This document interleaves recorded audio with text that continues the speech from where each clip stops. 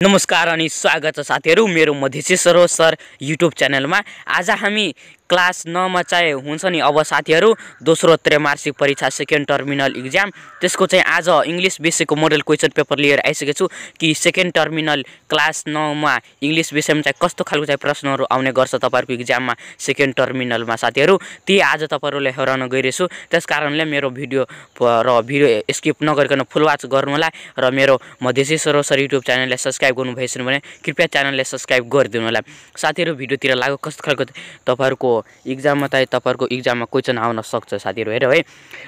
तपाईहरु यहाँ हेरेर सक्नुहुन्छ आज चाहिँ क्लास 9 को इंग्लिश विषयको चाहिँ मोडल क्वेशन पेपर लिएर आइसकेको छु साथीहरु। यो चाहिँ सेकेन्ड टर्मिनल एक्जामिनेसनको मोडल क्वेशन हो साथीहरु। सेकेन्ड टर्मिनल एक्जामिनेसन कस्तो खालको चाहिँ प्रश्नहरु आउने गर्छ र तपाईहरुको एक्जाममा चाहिँ 75 पूर्णांकको क्वेशन रहनेछ र तपाईहरुको समय चाहिँ एक्जाममा जम्मा 3 घण्टा दिनेछ साथीहरु है। 3 घण्टा चाहिँ समय रहनेछ पेपरमा।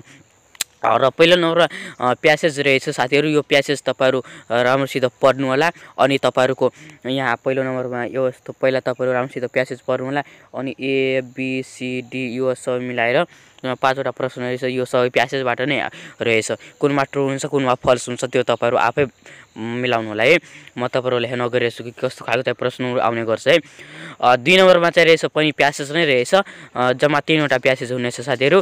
9 मा र 10 मा जान्छ तपाईहरु भने तपाईँ 10 मा चाहिँ 4 वटा प्यासेज रहनेछ है।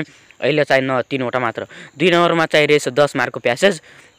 यो प्यासेज पहिला पढ्नु होला अनि ए नम्बरमा रहेछ complete the sentence with the words. यो यसबाट थानेर यसमा यो खाली ठाउँमा कुन शब्द हुन्छ त्यो चाहिँ भन्नुहुन्छ भर्नको लागि है साथीहरु। अब बी नम्बरमा चाहिँ एन्सर द फलोइङ रहेछ साथीहरु। यही प्यासेज तपाईहरु पढेर अनि यो बी नम्बरको पनि प्यासेज के भन्छ एन्सर बनाउनु होला साथीहरु। यो सबै एन्सरको उत्तर चाहिँ सबै क्वेशन कुन त एन्सर चाहिँ त्यही प्यासेजबाट छ। अब 3 नम्बरमा रहेछ प्यासेज साथीहरु। 3 नम्बरका पनि 10 मार्क रहेछ प्यासेज र यसमा चाहिँ पहिलो नम्बरमा रहेछ करेक्ट एन्सर चाहिँ चुज द करेक्ट एन्सर चाहिँ भन्नु छ। यो यसमा चाहिँ 3 वटा अप्सन दिनु भएको छ साथीहरु। ए नम्बरमा तपाईहरु हेरिरहेछौ 1 2 3 वटा अप्सन दिनु भएको छ। त्यो 3 वटा अप्सन कुन हुन्छ त्यो लेख्नु होला ठीक हैन। अब बी नम्बरमा एन्सर द फलोइङ रहेछ साथीहरु। र अब 4 नम्बरको प्यासेजतिर लाग्यो है। पहिला चाहिँ 3 वटा प्यासेज मात्र दिन्थ्यो 9 मा र 10 मा गएर चाहिँ 4 वटा दिन्थ्यो। अब चाहिँ 9 मा पनि 4 वटा भइसक्यो प्यासेज साथीहरु है। र अब यो क्लास यो चाहिँ 15 मार्कको रहनेछ साथीहरु प्यासेज है। यो प्यासेज पहिला पढ्नलाई यो 15 मार्कको रहन्छ। यो धेरै राम्रो लामो प्यासेज छ र एन्सर पनि क्वेशन पनि 3 वटा होला। मैले भने नि एबीसी मिलाएर 3 वटा होला। पहिलो नम्बरमा रहेछ म्याच द फलोइङ छ भन्छ। यो जोडा मिलाउनुहोस् कुन प्याराग्राफ 1 2 3 4 5 कुन प्याराग्राफमा कुन मिल्छ कुन प्याराग्राफमा के भन्नुभएको छ त्यही यहाँ भन्नुभएको छ। अब 2 नम्बरमा ट्रु फल्स चाहिँ भन्नुको छ साथीहरु। कुनमा ट्रु कुनमा फल्स हुन्छ।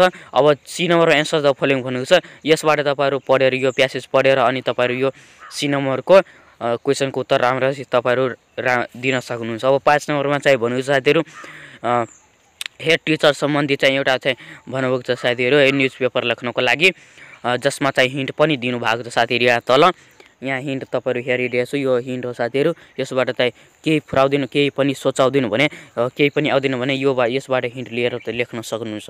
6 नम्बरमा चाहिँ एक्सट्रिजर यो रिजेक्सनराइज message condolence message of condolence newspaper चाहिँ भन्नु चाहिँ लेख्नको लागि साथीहरु स्कुल हैन इन योर स्कुल जसको चाहिँ हिन्ट पनि दिनु भएको छ। 7 नम्बरमा चाहिँ भनिन्छ प्याराग्राफ राइटिङ 150 शब्दमा छिटो म भन्दैछु है।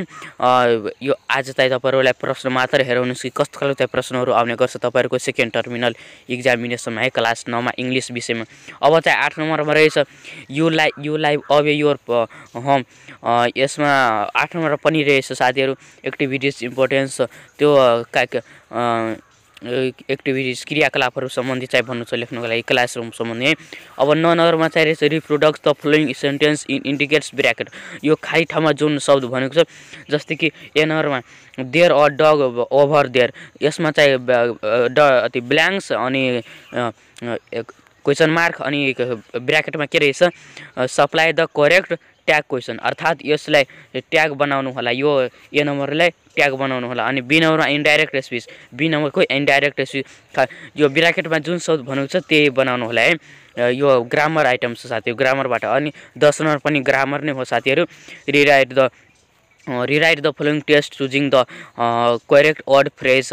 यसमा चाहिँ यदि यहाँ लेखेको होला रिराइट इज नट लेखेको होला साथीहरु, यहाँ रिराइट लेखेछ, यदि यहाँ इज नट लेखेको होला है, यहाँ रिराइट लेखेछ, यदि यहाँ रिराइट इज नट लेखेको होला नि तब यो पुरै सार्नु पर्दैन थियो है, पुरै सार्नु पर्दैन थियो। यो चाहिँ 10 मा तपाईहरु जान्छु नि त्यति बेला तपाईहरु हेर्छु रिराइट इज नट लेखेको होला, लेखेको हुन्छ है। यहाँ माउन्ट एभरेस्ट र यहाँ चाहिँ 1 नम्बर दिएको हुन्छ 10 मा जान्छु भने। अहिले चाहिँ तपाईहरु सबै सार्नु पर्छ अनि बीचमा जहाँ खाली छ त्यहाँ खाली, अनि यो तीनवटा अप्सनबाट कुन हुन्छ त्यो भर्नु पर्छ। त्यो अहिले पुरै सार्नु पर्छ। 10 मा जान्छु भने पुरै सार्नु पर्दैन। 1 नम्बर 2 नम्बर खाली ठाउँमा हुन्छ, एक खाली ठाउँ 1 खाली ठाउँ 2 खाली ठाउँ 2 है, ब्ल्याङ्क्स जसलाई भन्छौँ।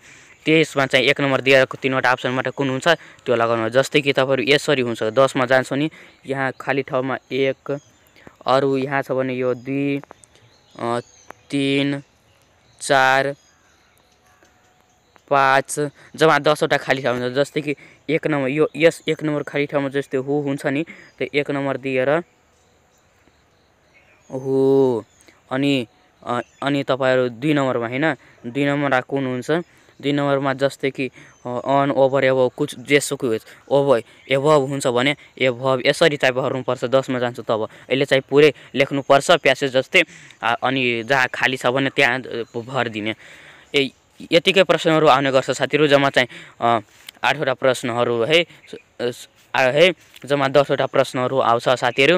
र अहिलेसम्म मेरो मधेसी सर युट्युब च्यानललाई सब्स्क्राइब गर्नुभएछ भने कृपया च्यानललाई सब्स्क्राइब गरिदिनु होला। अब तपाईहरु कुन विषयको मोडल क्वेशन पेपर चाहनुहुन्छ कमेन्ट गर्नु होला, म त्यसको पनि छिटै नै भिडियो लिएर आउने छु। र एउटा मेरो मेन च्यानल छ साथीहरु जुन च्यानलको नाम छ डाक्टर जीके नेपाली। यदि त्यो च्यानललाई पनि सब्स्क्राइब गर्नुभएछ भने कृपया त्यो च्यानललाई पनि सब्स्क्राइब गरिदिनु होला। त्यो च्यानलमा पनि धेरै राम्रो भिडियो पाउन सक्नुहुन्छ। जुन भिडियो यो च्यानलमा तपाईहरु पाउँदैन भने त्यो भिडियो चाहिँ मैले डाक्टर जीके नेपाली युट्युब च्यानलमा म अपलोड गर्छु त्यो भिडियो।